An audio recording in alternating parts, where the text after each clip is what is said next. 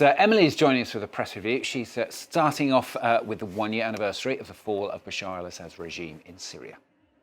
Yes, well, this has got obviously a lot of coverage around the world, but let's start in Lebanon with the French language newspaper L'Orient Le Jour. This is their front page here today. The headline reads, "The new Syria blows out its first candle." That's a quote by Syrian leader Ahmed al-Sharaa, who says that his country is already 95% of the way there. Now, the way to what, though, remains the question, especially for this Qatari newspaper, Al-Arabi Al-Jadid. Its headline here reads, "1 year of hopes on hold." It says the country is facing economic difficulties and faces an uphill battle towards reconciliation. Now, there are plenty more questions elsewhere in the press as well. In Germany, Der Spiegel here has this headline, "The Enigma of Damascus," referring to Syrian President al-Sharaa. The paper asks, quote, "20 years ago, Ahmed al-Sharaa planted bombs against the Americans.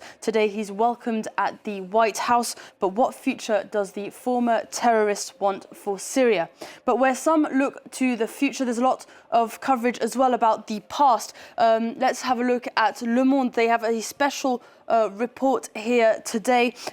It's a collection of testimonies from the hellish conditions in Assad's concentration camps. The report also features some gut-wrenching photos from Edouard Elias, himself a former hostage of the Islamic State in Syria. He was held there for 11 years. Now, he took photos of Assad's regime's prisons when they opened up to the public a year ago. Let me show you one of them here. This was taken in January 2025. It's some of the clothes of the now disappeared prisoners of Sadnaya prison. Take you to Brazil for this next story. Precious artworks have been stolen in a brazen heist there. Tell us about this one. Yes, another brazen heist. Let's have a look at the Estado de Sao Paulo here from Sao Paulo in Brazil. The paper reports that 2 armed men broke into the Mario de Andrade library and stole at least 8 Matisse artworks, as well as a number of others. Now, the men held up a security guard as well as an elderly couple that were visiting the gallery before running off with the works and escaping into the subway station. Now, it's not clear if they've been caught yet or not, but this comes only a few weeks after the Louvre robbery in broad daylight. Now, it's still a bit of a difficult time for the Louvre. Let's have a look at this Times article here. More woe, as they say. Water leak has damaged hundreds of historic books from the Egyptian Antiquities Library. Now, some 400 books as well as a number of other objects were soaked, including records of the first archaeological finds in Egypt in the early 19th century. Now, for the New York Times, this is just another way to highlight the poor state of the Louvre infrastructure. The centuries-old former palace is in, quotes, dire need of repairs, it says. A renovation plan is expected to start in the autumn of 2026, and it could take up until 2031. Let's stay in the art world now. The world's press is remembering the acclaimed British photographer Martin Parr. Yeah, this is the sad news that British photographer Martin Parr passed away yesterday at the age of 73. Now, he's obviously being remembered in a number of ways. This is the front page of Libération here today, celebrating him as the king of kitsch with this auto-portrait. Vogue is remembering him here as a chronicler of the beauty and banality of British life. It says he excelled at studying the mundane and the colourful. The Guardian, though, takes a look back at his career in a number of photos. This one here is from a 1985 collection which really made him famous. It's called The Last Resort, but I'll take you through a few other photos because they're all brilliant, if you ask me. This is a 1981 photo from Dublin from the collection Bad Weather. As you can see, people seeking refuge under whatever they can use.